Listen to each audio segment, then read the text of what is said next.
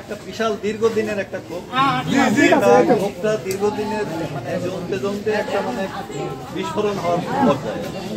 তো এটা তো একটা দীর্ঘদিনের ক্ষোভ, এখন ওসিলা একটা দিয়ে আমরা এই ক্ষোভগুলা এখানে প্রকাশ করছি। স্যার গ্রামবাসীর পক্ষে আমার একটা কথা স্যার, এখানে শত শত মানে বেকার যুবক আছে যারা চাকরির জন্য মনে করেন উপযুক্ত, হ্যাঁ, কিন্তু সেখানে আমাদের মাদ্রাসা গ্রামে প্রতিষ্ঠান, সেখানে যে নিয়োগ বিজ্ঞপ্তি হয় এটা লুকিয়ে কেন হয়, এটা প্রকাশ্যে কেন আসে না, লুকিয়ে কেন হয় স্যার? এই প্রশ্নের উত্তর হুজুর দেখ আজকে। লুকিয়ে কেন হয়? আমরা তো স্যার এখানে প্রার্থী হতে পারি, আমাদের তো কর্ম করার অধিকার আছে, তাই না? আমরা তো এখানে অযোগ্যতা কেউ নেই, যোগ্যতা সম্পন্ন ব্যক্তি। তো আমরা কেন লুকিয়ে এর কাছে শোনা লাগে তোমার মাদ্রাসা বলে নিয়োগ আছে, উমুকের কাছে তুমুকের কাছে?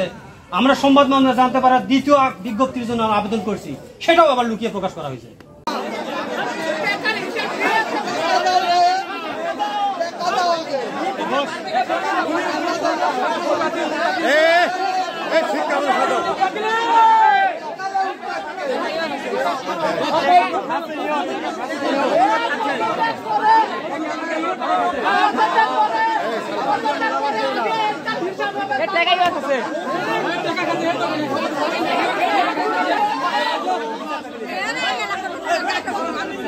Yes,